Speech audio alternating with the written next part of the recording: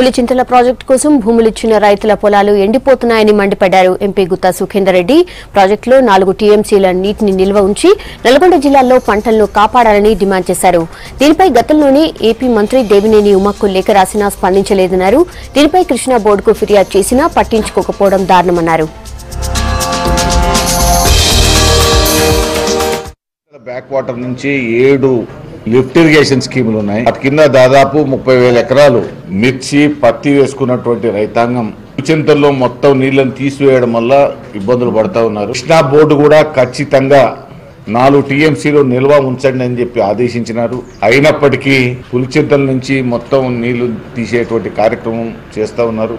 రైతాంగం మొత్తం తీవ్ర ఆందోళన ఉన్నది. ఇప్పటికైనా పులిచింతలకు వచ్చే నీళ్లు రోజు 2,000 క్యూసెక్ల నీళ్లు నల్లగొండ జిల్లా పంట పొలాల నుంచి వచ్చేటువంటి నీళ్లు మాత్రమే, సాగర్ నుంచి రావట్లేదు. విజ్ఞప్తులు చేసిన పెడచెవులను పెట్టేటువంటి పరిస్థితి ఆంధ్ర ప్రభుత్వానికి మంచిది కాదు. భవిష్యత్తులో మీకు కూడా అదే నష్టం జరగబోద్ది, రైతులకు ఇక్కడ నష్టం జరుగుతాయి అనేటువంటి విషయం గమనించాలి. 1వ తారీఖున బడ్జెట్ ప్రజెంటేషన్ ఉంటుంది. ఈసారి రైల్వే అండ్ సాధారణ బడ్జెట్ కలిపి పెడతా ఉన్నారు. రైల్వేలకు సంబంధించి ఎప్పుడైనా సరే పార్లమెంటు బడ్జెట్ సమావేశాల కన్నా ముందు వివిధ రాష్ట్రాల్లో పార్లమెంట్ సభ్యులతో చర్చిస్తారు. ప్రాజెక్ట్ 25వ తారీఖు లోపల మీరు మీ ప్రతిపాదనలు పంపమన్నారు. అలా సమావేశమే